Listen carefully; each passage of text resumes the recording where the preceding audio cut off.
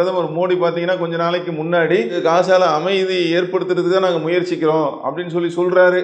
ஆனா ஸ்பெயின் மறுத்த பிறகுதான் உள்ளுக்குள்ள நமக்கு தகவலே தெரியுது, இந்தியாவில் இருந்து சரக்கு கப்பல் ஆயுதங்கள் போயிருக்கிறது.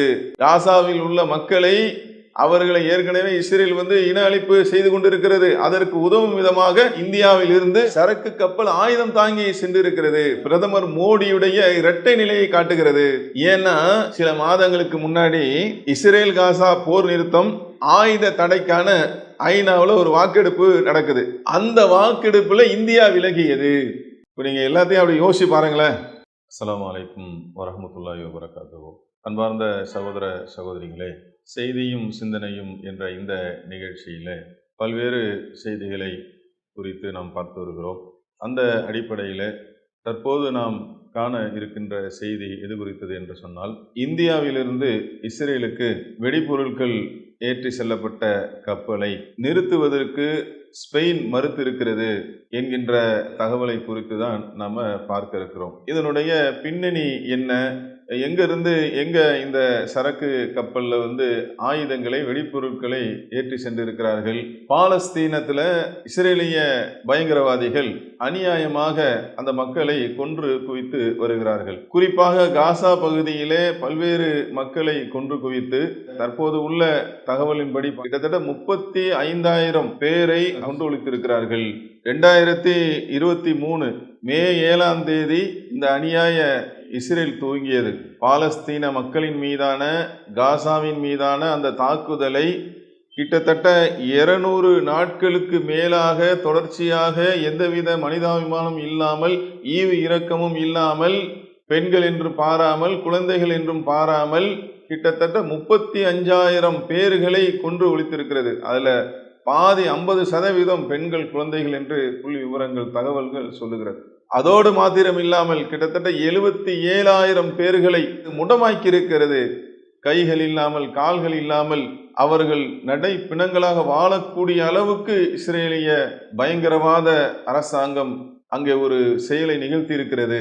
இதனுடைய தொடர்ச்சியாக இவ்வளோ இழப்புகள் ஏற்படுத்தியும், மக்களை கொன்று குவித்தும் அவருடைய இரத்த பசி அடங்கவில்லை என்பதனால் மீண்டும் ரஃபா நகர்ல போரை தொடரப் போகிறோம் இஸ்ரேலிய அரசாங்கம் முடிவெடுத்திருக்கக்கூடிய இந்த நிலையில்தான் சென்னை துறைமுகத்தில் இருந்து வெடிப்பொருட்களை கிட்டத்தட்ட 27 டன் வெடிப்பொருட்களை ஏற்றி செல்லக்கூடிய சரக்கு கப்பல் ஒரு நாள் ஸ்பெயினுடைய துறைமுகத்துல தங்குவதற்கு அனுமதி கோரப்படுகிறது.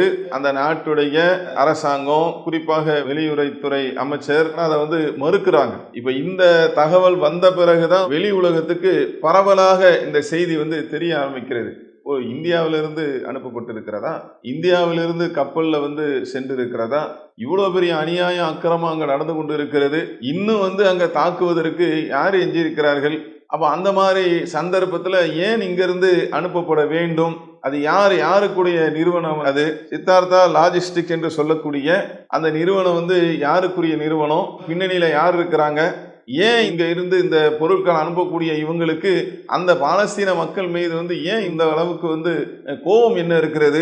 என்ன காரணம்? இதனுடைய பின்னணி என்ன? இப்போ ஒரு இடத்துல இருந்து வெளிநாட்டுக்கு போகுது அப்படின்னு சொன்னா அந்த நாட்டுடைய ஒன்றிய அரசாங்கத்துக்கு கவனத்துக்கு எல்லாம் போகாம தான் போகுமா? தகவல் எல்லாம் போகாதா? இப்படி பல்வேறு கேள்விகளை எழுப்புகிறார்கள். இதனுடைய பின்புலத்துல யார் இருக்கிறாங்க?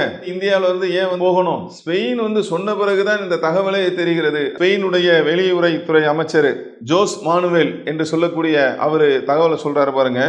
இப்படி நடைபெறுவது இதுதான் முதல் முறை. நாங்க இந்த மாதிரி எங்களுடைய துறைமுகத்துல கப்பலை நிப்பாட்டி வைக்கிறதுக்கு அனுமதி இல்லை என்று சொல்லுவது இதுதான் முதல் முறை.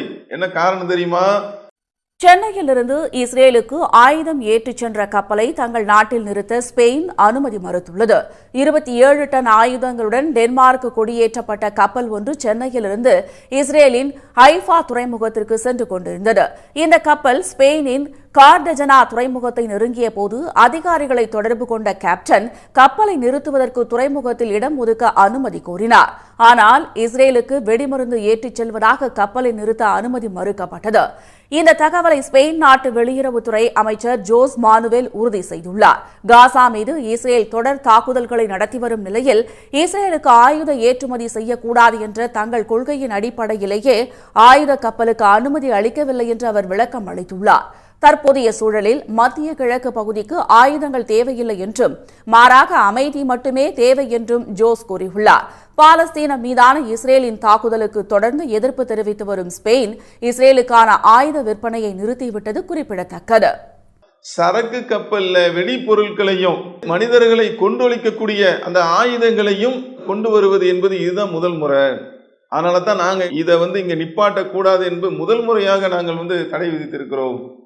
அவங்கள்ட்ட கேட்குறாங்க, அதாவது மே 21 கடல்ல நிப்பாட்டி வைத்துக் கொள்வதற்கு எங்களுக்கு அனுமதி கொடுங்க. அதைத்தான் என்ன செய்யறாங்க, ஸ்பெயின் மறுக்கிறார்கள். அதோடு மாத்திரம் இல்லாமல் இன்னும் பல தகவல்கள் அவர்கள் சொல்லுகிறார்கள். மத்திய கிழக்கு நாடுகளுக்கு இப்போது தேவையானது இந்த கூடுதல் ஆயுதங்கள் கிடையாது.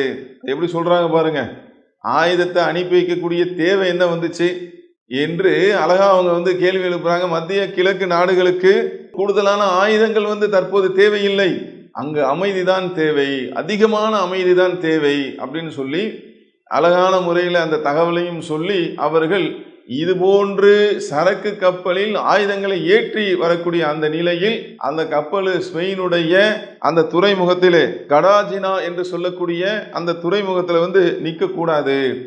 அதுல கிட்டத்தட்ட 27 டன் வெடிப்பொருட்கள் ஆயுதங்கள் அதை ஏற்றி கொண்டு வந்ததின் காரணத்தினால் அவங்க மறுத்திருக்கிறார்கள்.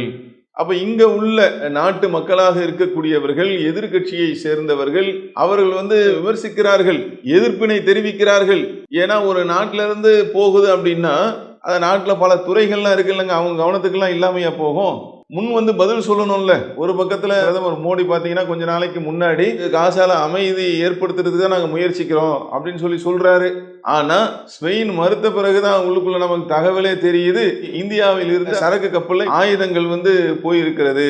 காசாவில் உள்ள மக்களை அவர்களை ஏற்கனவே இஸ்ரேல் இன அழிப்பு செய்து கொண்டிருக்கிறது. அதற்கு உதவும் விதமாக இந்தியாவில் இருந்து சரக்கு கப்பல் ஆயுதம் தாங்கி சென்றிருக்கிறது. பிரதமர் மோடியுடைய இரட்டை நிலையை காட்டுகிறது. ஏன்னா சில மாதங்களுக்கு முன்னாடி இஸ்ரேல் காசா போர் நிறுத்தம் ஆயுத தடைக்கான ஐநாவில் ஒரு வாக்கெடுப்பு நடக்குது.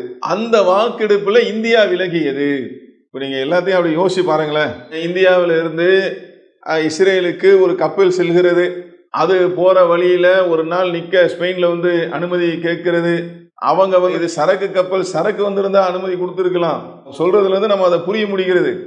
ஆயுதங்களுடன் வரக்கூடிய ஒரு கப்பலுக்கு எங்க நாட்டுல எங்களுடைய துறைமுகத்துல நிற்கக்கூடாது, அனுமதி இல்லை என்று அவர்கள் சொன்னதிலிருந்து எதிர்கட்சிகள்லாம் எதிர்ப்பு தெரிவிக்கக்கூடிய அந்த செய்தியிலிருந்து, கருத்திலிருந்து சில மாதங்களுக்கு முன்னாடி ஐநாவோட போர் நிறுத்தத்திற்கும் ஆயுதங்கள் மீதான தடைக்கும் ஐநா வாக்கெடுப்பு நடத்தக்கூடிய நேரத்தில் இந்தியா விலகிது அப்படின்னும் போது சந்தேகம் வலுக்குது இல்லை. அப்ப இவங்க உண்மையிலேயே போர் நிறுத்த தான் முயற்சி பண்றாங்களா? அங்க ஆயிரம் மக்கள் வடிந்து கொண்டு இருக்கிறார்கள், கைகால்களை இழந்திருக்கிறார்கள், வாழ்க்கை இல்லாமல் தத்தளித்துக் கொண்டு இருக்கிறார்கள், உணவு இல்லாமல் சிரமப்படுகிறார்கள், குழந்தைகள், பெண்கள். அப்ப மனித நேயத்தோடு நாங்கள் நடந்து கொள்றோம் அப்படின்றது ஒரு முகம். இன்னொரு பக்கம் சைலண்டா பின்வழியில இந்த மாதிரி ஏத்து அனுப்பக்கூடிய ஒரு நிகழ்வா ஏன் அவங்க இருந்து போச்சு? அது யாரு பின்னணியில இருக்கிறாங்க? நாட்டு மக்களுக்கு தெளிவுபடுத்துங்க. நீங்க தானே தெளிவுபடுத்தக்கூடிய பொறுப்பு, கடமை எல்லாம் உங்களுக்கு தானே இருக்கு. அதுல இந்தியாவுக்கு சம்மந்தம் இருக்குதா, இந்தியாவுக்கு சம்மந்தம் இல்லையா? அப்ப ஏன் இங்க இருந்து கப்பல் போச்சு, சரக்கு கப்பல் ஆயுதம் உள்ளுக்குள்ள எப்படி போச்சு, வெடிப்பொருட்கள் எப்படி போச்சு, சென்னையில இருந்து ஏன் போனோம்? இவ்வளவு கேள்விகள் மக்களுக்கு இருக்கிறது. அதை நீங்க தெளிவுபடுத்துங்க. இஸ்ரேலிய பயங்கரவாதம் என்பது மிகப்பெரிய ஒரு பயங்கரவாதம். அங்க உள்ள சில குழுக்களை நாங்க அழிக்க போறோம் என்று சொல்லிக்கொண்டு பொதுமக்களை தான் அவர்கள் கொண்டு ஒழித்துக் கொண்டிருக்கிறார்கள். அப்பாவி மக்களை தான் கொண்டு ஒழித்துக் கொண்டிருக்கிறார்கள். 35,000 பேரை கொண்டு ஒழித்தது பத்தாது என்று சொல்லி மீண்டும் ரஃபா என்று சொல்லக்கூடிய அங்க 15 லட்சம் பேர் இருக்கிறாங்க முஸ்லிம் மக்கள். அவங்கள் மீது தாக்குதல் நடத்துவதற்கு அவர்கள் முயற்சி செய்து கொண்டிருக்கக்கூடிய நேரத்தில் இப்படி இந்தியாவிலிருந்து போயிருக்கிறது, சென்னை துறைமுகத்திலிருந்து போயிருக்கிறது, சித்தார்த்தா என்று சொல்லக்கூடிய லாஜிஸ்டிக் நிறுவனம் அனுப்பியிருக்கிறது. இஸ்ரேலுக்கு என்று சொல்லக்கூடிய இந்த நிகழ்வு என்பது மிக முக்கியமான ஒன்றாக பார்க்கப்படுகிறது. இது குறித்த தகவலை நீங்க மக்களுக்கு சொல்லுங்க. இப்போ எதிர்கட்சியெல்லாம் இப்படி ஒரு நிலை தேவையா? ஒரு பக்கம் பார்த்தா நாங்க போற நிப்பாட்ட தான் முயற்சி பண்றோம்னு சொல்றீங்க, இன்னொரு பக்கம் பார்த்தா இந்த மாதிரி உள்ளுக்குள்ள வேலை நடக்குது, இது எங்களுக்கு சந்தேகம் எழுகிறது அப்படின்னு சொல்றாங்க. கொஞ்ச நாளைக்கு முன்னாடி ஐநாவில் நடந்த வாக்கெடுப்புல இந்தியா விலகி இருக்கிறது. இதையெல்லாம் சம்மந்தப்பட்ட துறை வெளியுறவுத்துறை நீங்க எல்லாம் இருக்கீங்கல்ல, நீங்க வெளிப்படுத்துங்க, மக்களுக்கு வெளிப்படுத்துங்க, என்ன தகவல்னு சொல்லுங்க. அனைவரும் கண்டிக்க வேண்டிய ஒரு மோசமான ஒண்ணு, மனிதாபிமானம் இல்லாமல் மக்களை கொண்டொழிக்கக்கூடிய அந்த இஸ்ரேலுக்கு இங்கிருந்து செல்லக்கூடிய செயல் என்பது, அவர்களுக்கு வெடிபொருட்களை ஆயுதங்களை ஏற்றி செல்லக்கூடிய ஒன்று என்பது மிகவும் கண்டிக்கத்தக்க ஒன்றாக இருக்கிறது. எனவே இந்த செய்தி குறித்து மிக தெளிவான ஒரு முறையில் இது தொடர்புடைய துறை சார்ந்தவர்கள் மக்களுக்கு விளக்க வேண்டும் என்பதையும், இதுபோன்று கொடூரமான ஒரு செயலுக்கு துணை போகக்கூடிய யாராக இருந்தாலும் இது மிகப்பெரிய அநியாயம், இவர்களை மக்கள் எல்லாம் தனித்து ஒதுக்க வேண்டும் என்பதையும் சொல்லி இந்த நிகழ்ச்சியை நிறைவு செய்கிறோம். அஸ்ஸலாமு அலைக்கும் வரஹ்மத்துல்லாஹி வபரகாத்துஹு. இஸ்லாம் மற்றும் சமுதாய செய்திகளை அறிந்து கொள்ள தமிழ்நாடு தௌஹீத் ஜமாஅத் யூடியூப் பக்கத்தை உடனடியாக சப்ஸ்கிரைப் செய்து கொள்ளுங்கள். மேலும் பெல் பட்டனையும் கிளிக் செய்து கொள்ளுங்கள்.